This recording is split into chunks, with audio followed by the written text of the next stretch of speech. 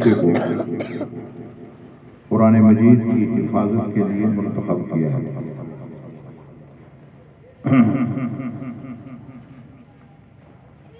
یہ نہ بچے کا کمال ہے نہ والدین کا کمال ہے، یہ قرآن مجید کی خدمت اور حفظ،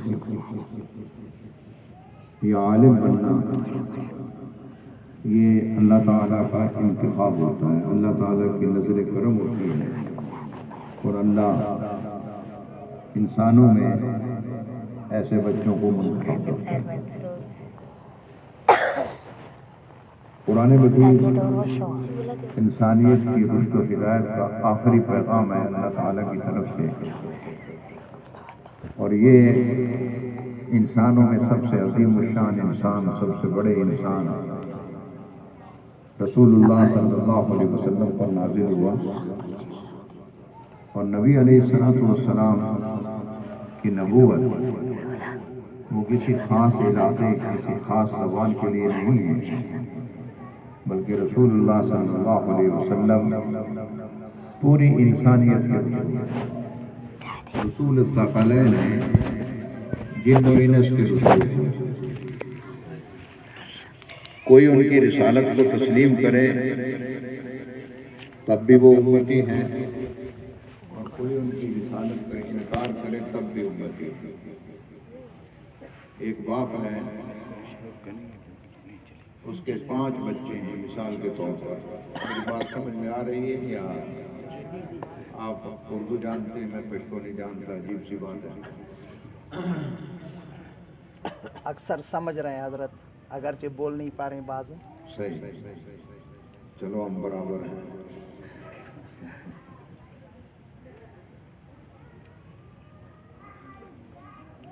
میں عرض کر رہا تھا کہ نبی کریم صلی اللہ علیہ وسلم پوری انسانیت کے رسول، کوئی تسلیم کرے تب رسول ہے، کوئی تسلیم نہ کرے تب رسول ہے۔ جس کو علماء جو تسلیم کرتا ہے اس کو امت اجابت کہتے ہیں، تبلیغی بھی امت اجابت کہتے ہیں، اور جو تسلیم نہ کرے اس کو امت دعوت کہتے ہیں۔ میں اس کی مثال عام سی دے کر، کسی شخص کے 4 بچے ہیں، ایک بچہ مسلمان ہے، دوسرا بچہ ہندوستان میں سمجھنا تو اس مثال کا آسان ہے، یہاں سندھ میں بھی ہندو بہت ہیں، سمجھنے میں کوئی دشواری نہیں ہے۔ ایک بچے کو اللہ تعالیٰ نے اسلام کی نعمت سے نوازا، دوسرے بچے کو عیسائی، تیسرا بچہ یہودی ہے، اور چوتھا بچہ جو ہے وہ سکھ ہے۔ ایک مسلمان ہے، ایک یہودی ہے، ایک عیسائی ہے، اور ایک سکھ ہے۔ ان چاروں کا باپ ہے، ماں بھی ایک ہے، یہ چاروں بھائی ہیں سگے۔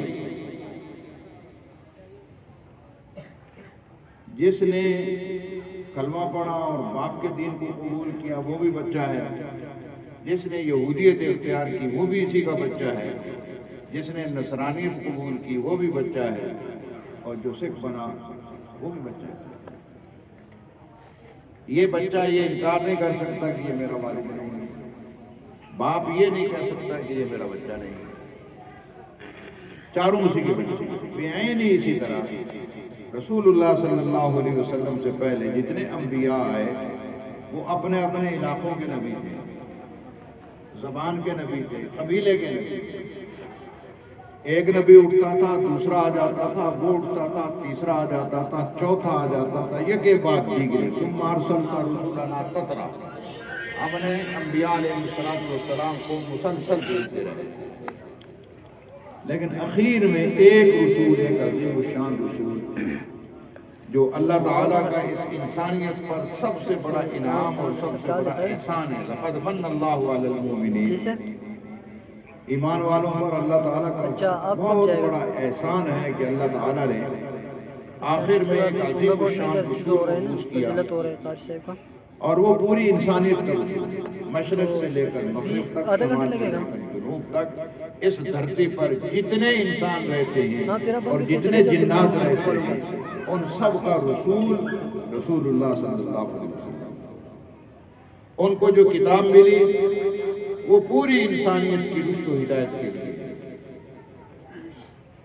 رسول بھی انسانیت کے لیے للناس ہے، کتاب بھی للناس ہے۔ شہر رمضان الذی انزل فیہ القرآن ھدی للناس، رمضان میں نازل ہوئی اور یہ پوری انسانیت کے لیے ہدایت ہے۔ جبکہ تورات جیسی عظیم الشان کتاب نازل ہوئی تھی موسیٰ علیہ السلام پر، تو قرآن نے ہی کہا ہے وَجَعَلْنَاهُ هُدًى لِبَنِي إِسْرَائِيلَ، ہم نے اس تورات کو بنی اسرائیل کی ہدایت کے لیے بھیجا تھا، وہ صرف بنی اسرائیل ہے، حضرت یعقوب کی اولاد۔ قرآن پوری انسانیت کے لیے اللہ تعالیٰ نے نازل کیا ہے۔ جس نبی پر نازل ہوا وہ بھی مکے والوں کا یا عربوں کا نبی نہیں ہے، پوری انسانیت کا ہے۔ شاید اقبال نے بھی اسی لیے کہا ہے بتان رنگ و خون کو توڑ کر ملت میں گم ہو جا، یہ رنگ و نسل کے جو بت ہم نے پالے ہوئے ہیں ان کو توڑ کر ایک ملت اسلامیہ لا الہ الا اللہ قرآن رسول صلی اللہ علیہ وسلم اس میں آ جائے۔ بتان رنگ و خون کو توڑ کر ملت میں گم ہو جا، نہ تورانی رہے باقی، نہ ایرانی نہ افغانی۔ پھر نسبت کسی علاقے کی طرف نہیں ہوگی، پھر نسبت رسول اللہ صلی اللہ علیہ وسلم کی طرف ہوگی۔ ہم مسلمان ہیں، مشرق میں کوئی رہتا ہو کلمہ پڑھتا ہے ہمارا بھائی ہے، مغرب میں رہے ہمارا بھائی ہے، زبان اس کی کوئی بھی ہو، وہ فارسی بولے، سرائکی بولے، اردو بولے، عربی بولے، عجمی کوئی بھی زبان بولے، جس نے بھی کلمہ پڑھا ہے وہ ہمارا بھائی ہے۔ تو قرآن بھی پوری انسانیت کے لیے اور رسول اللہ صلی اللہ علیہ وسلم بھی پوری انسانیت کے رسول ہیں، اور یہ امت یہ بھی پوری انسانیت کے لیے، اپنے لیے نہیں ہے، چند افراد کے لیے نہیں ہے۔ کنتم خیر امت اخرجت للناس، سابقہ تمام امتوں میں سب سے افضل اور خیر الامہ، سب سے افضل ترین امت آپ ہیں، اس لیے کہ آپ کا کام یہ ہے کہ اخرجت للناس، آپ انسانیت کو نفع پہنچانے کے لیے، کلمہ پہنچانے کے لیے، اسلام پہنچانے کے لیے، اللہ کی جو نعمتیں ہیں ان کو پہنچانے کے لیے آپ آئے۔ تو امت بھی للناس ہے، کسی قبیلے کی بھی امت نہیں ہے۔ اور جس طرح ہم نے ابھی نماز پڑھی ہے قبلہ رخ ہو کر، وہ قبلہ بھی للناس ہے، وہ بھی کسی مخصوص طبقے کا، مخصوص جہت کا، کسی ایک سائڈ میں رہنے والوں کا قبلہ نہیں ہے۔ اور یہ بات تو وہاں سمجھ میں آتی ہے بیت اللہ درمیان میں ہوتا ہے اور چاروں طرف حاجی جو ہے گول دائرے میں کھڑے ہو کر اس کی طرف رخ کر کے نماز پڑھ رہے ہوتے ہیں۔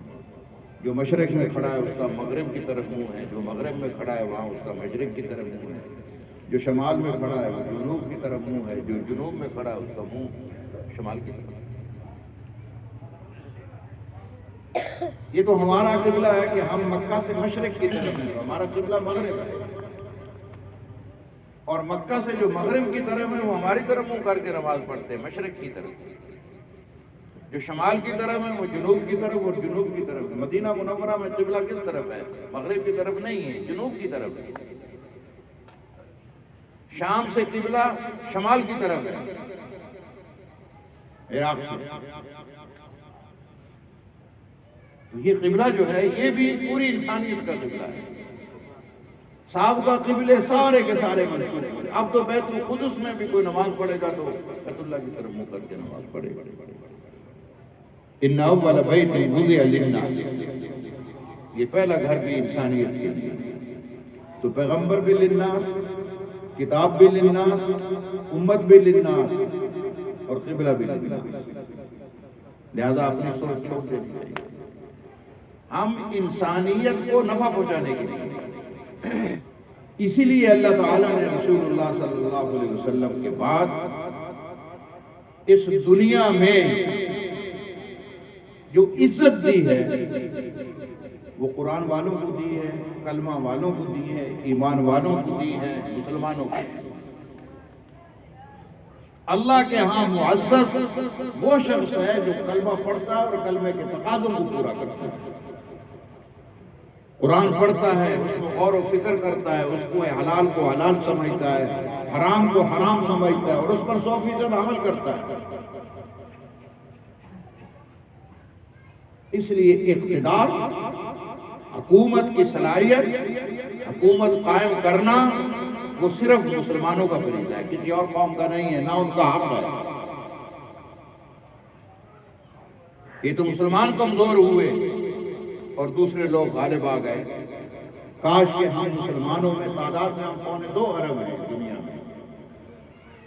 دنیا میں مسلمان بہت ہیں، ان کی زندگیوں میں اسلام نہیں ہے۔ اگر ہماری زندگی میں 100% اسلام آ جائے تو خدا کی قسم دنیا کی کوئی طاقت مسلمانوں کو اقتدار سے محروم نہیں کر سکتی۔ قائم ہوا ہے، اس دھرتی نے دیکھا ہے، یہ دھرتی گواہ ہے، یہ آسمان گواہ ہے، یہ فضا گواہ ہے، اور آئندہ بھی ہوگا۔ حضرت عیسیٰ علیہ السلام آئیں گے، 45 سال اس دنیا میں رہیں گے، اسلام کا نظام ہوگا پورا۔ قیامت سے پہلے بہت ساری نشانی ہیں، دجال نے آنا ہے۔ اس وقت عالمی سطح پر جو جنگ ہے وہ مذہبی جنگ ہے۔ مسلمانوں کا بھی ایک مذہب ہے، یہودی بھی ایک مذہب رکھتے ہیں، عیسائی بھی ایک مذہب رکھتے ہیں۔ ہمارے مقتدا اور پوری انسانیت کے مقتدا وہ رسول اللہ صلی اللہ علیہ وسلم اور نبی علیہ السلام سے پہلے جتنی دنیا میں انبیاء ہیں، آدم سے لے کر عیسیٰ علیہ السلام تک جتنے انبیاء ہیں، ہم سب کا ان پر ایمان ہے۔ ہم موسیٰ کو نبی مانتے ہیں، ہم عیسیٰ کو نبی مانتے ہیں، ہم ایوب کو نبی مانتے ہیں، ہارون کو نبی مانتے ہیں، ذوالکفل کو نبی مانتے ہیں، نوح کو نبی مانتے ہیں۔ 19-20 انبیاء کے نام قرآن مجید میں آتے ہیں، سب کو ہم نبی مانتے ہیں، باقی ان کے نام بھی معلوم نہیں، وہ سب ہمارے نبی۔ ہم تو انکار نہیں کرتے، ہمارا تو اتنا بڑا دل ہے، جتنا وسیع الصرف مسلمان ہے، وسیع الصرف اتنا کوئی بھی نہیں، جتنا بڑا دل مسلمانوں کا کسی کا نہیں ہے۔ آدم سے لے کر عیسیٰ علیہ السلام تک ہم سارے مسجد میں بیٹھے ہیں، مسلمان ہیں، اور آپ میں سے یاد ہوگا ایمان مجمل اور ایمان مفصل، آمنت باللہ وملائکتہ وکتبہ ورسلہ والیوم الآخر والقدر خیرہ وشرہ من اللہ تعالی والبعث بعد الموت۔ میں اور آپ اس وقت تک مسلمان نہیں ہو سکتے جب تک کہ سابقہ انبیاء علیہ السلام کو میں اور آپ رسول تسلیم، وہ اللہ کے اپنے زمانے میں سچے رسول تھے، ہمارا ان پر ایمان ہے۔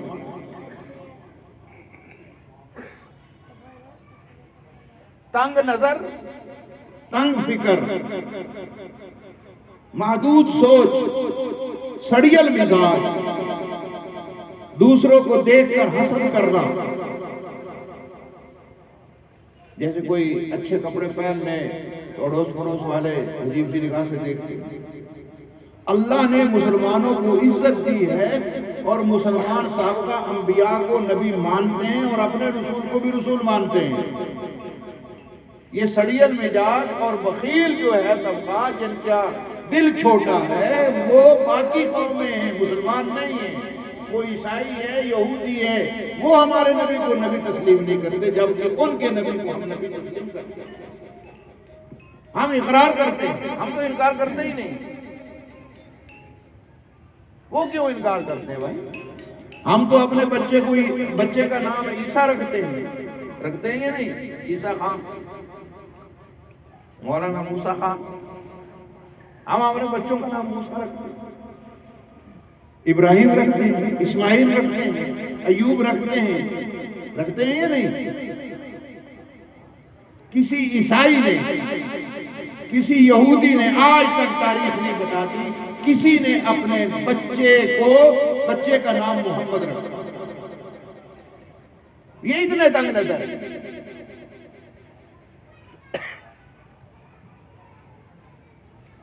مسلمانوں کو جو اللہ نے دل دیا ہے کسی قوم کو نہیں دیا.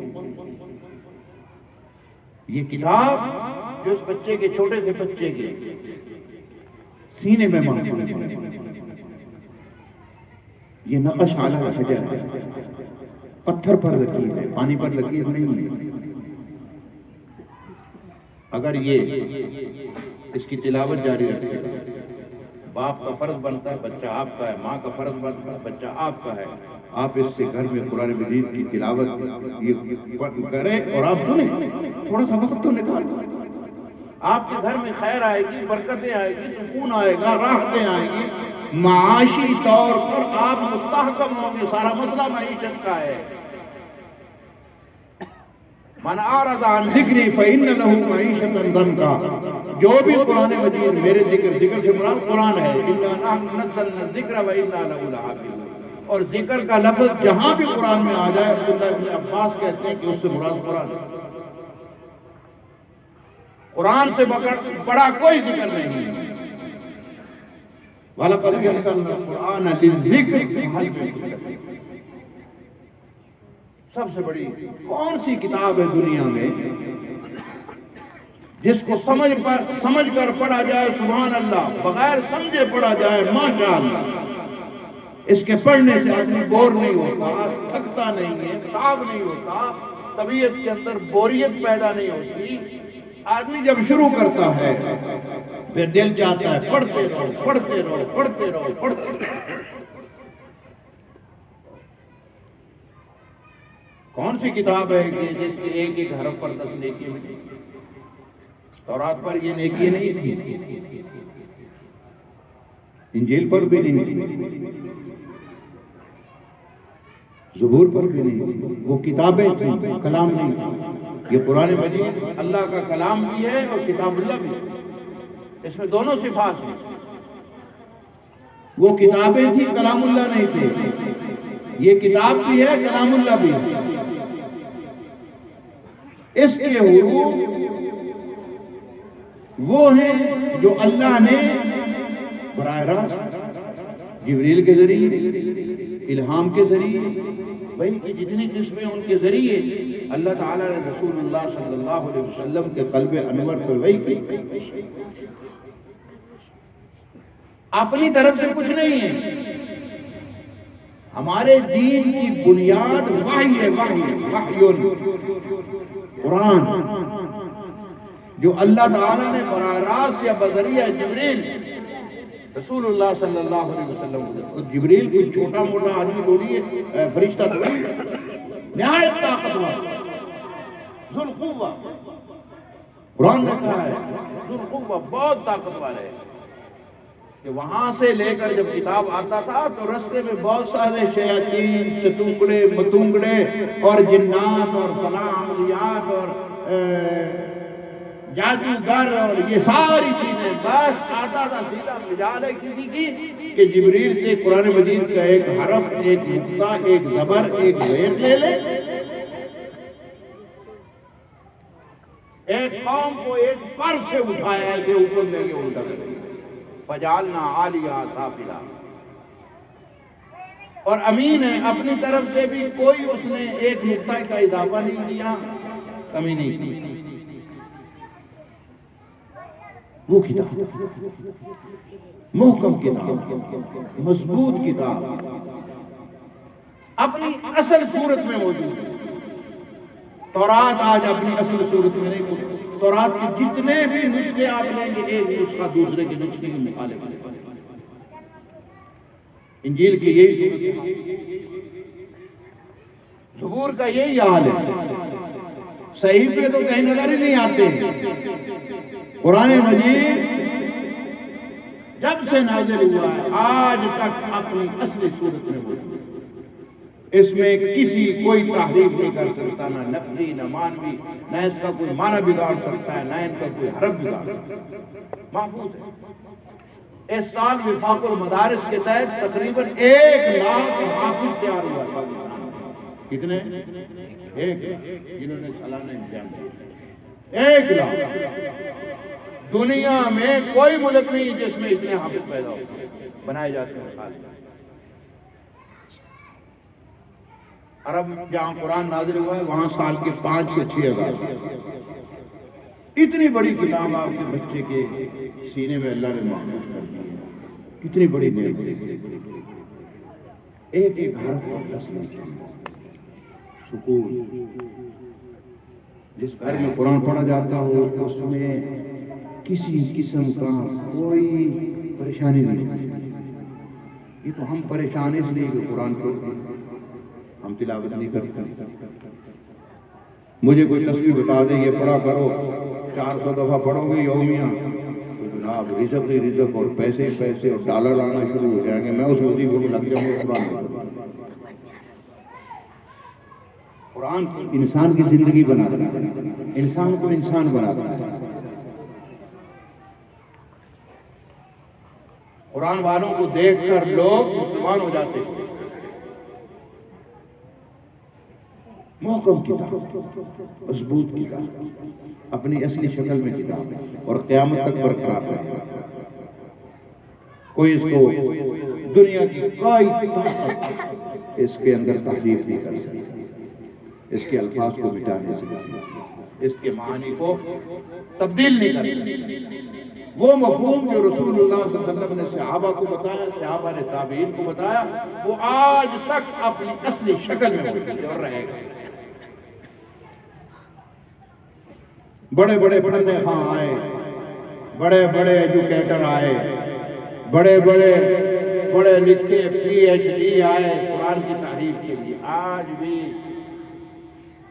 فیس بک پہ ہے، آپ نے دیکھا ہوگا، اسلام آباد کی ایک یونیورسٹی میں ایک سوال آیا ہے، انا للہ و انا، سوال مسجد میں ذکر کرتے مجھے کروا دیا۔ یہ جو میرے آپ کے درمیان حدیں قائم کی ہیں، حد بندی، اس دائرے میں رہے۔ آنکھ کس نے دی ہے؟ ذرا بولتے جاؤ۔ اللہ نے دی۔ اس میں روشنی کس نے رکھی؟ کیا ہر چیز کو دیکھیں، اس کی حدود مقرر۔ کان ہر چیز اللہ فلا سنتے رہیں۔ آج کا بگڑا ہوا نوجوان اسپیکر اور پتہ نہیں کیا پوسٹ گانے سنتا ہے، فنا ہے، نہ ماں کا رہا، نہ باپ کا رہا، نہ بہن کا رہا، نہ بیوی کا رہا۔ بکواس، خرافات، فوج سن سن کے اس کے کان پکتے نہیں ہیں بدبخت۔ عورتیں ایک جیسی ہیں، اللہ نے ایک جیسا بنایا، لیکن ماں کا مقام کیا ہے؟ ماں کے پاؤں کے لیے، بچے کے لیے جنت ہے تو اور بہن ہے، عورت ہے، آپ کس نگاہ سے دیکھیں گے؟ شفقت کی نگاہ سے دیکھیں گے۔ یہ حد کس نے قائم کی؟ پھوپھی ہے، قابل احترام ہے، محرمات ابدیہ میں ہے، ساس ہے، بہو ہے۔ جس طرح حقیقی ماں کے ساتھ نکاح نہیں ہو سکتا، ساس کے ساتھ نہیں ہو سکتا۔ جس طرح حقیقی بیٹی کے ساتھ نکاح جائز نہیں، اسی طرح بہو کے ساتھ بھی نکاح جائز نہیں۔ بیٹے کی بیٹی اس کے ساتھ ہے تو یہ حدیں کس نے قائم کی؟ اللہ نے۔ ہر عورت کو ایک نگاہ سے نہیں دیکھنا۔ ماں کے چہرے کو دیکھنے پر بچے کے لیے ثواب ہے، اجر۔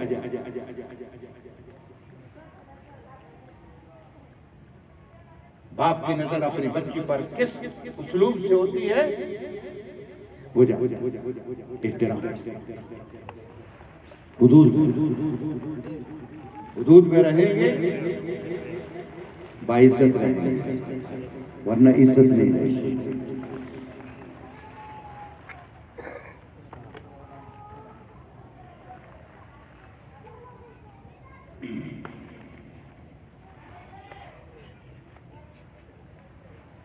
ماشاءاللہ آپ کے بچے نے حفظ کیا ہے.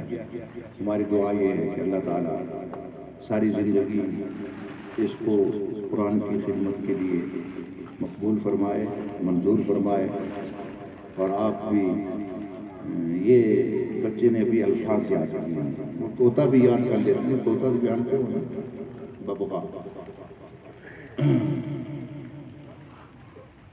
یہ صرف الفاظ ہیں، اس کو کوئی پتہ نہیں ہے.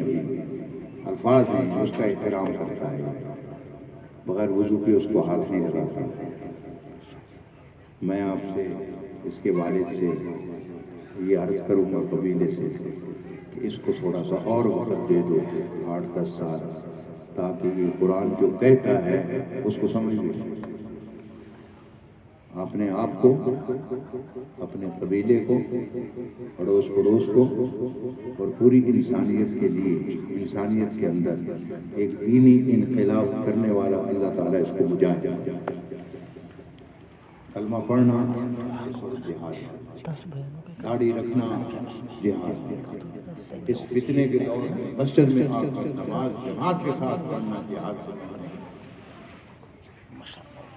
اس ماحول میں اپنے آپ کو گناہوں سے بچا لینا بہت بڑا جہاد ہے. قدم قدم پہ گناہ. اللہ تعالیٰ مجھے بھی محفوظ فرمائے، آپ کو بھی محفوظ فرمائے.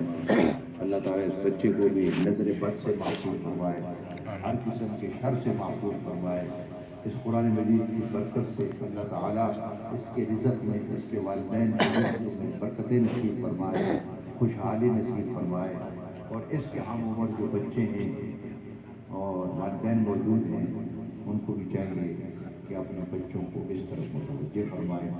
اور یہ بہت بڑی نعمت ہے جو اس بچے کو عطا کی ہے. اللہ تعالیٰ آپ کو، آپ کے بچوں کو اس نعمت سے محروم نہ فرمائے، یہ نعمت عطا فرمائے.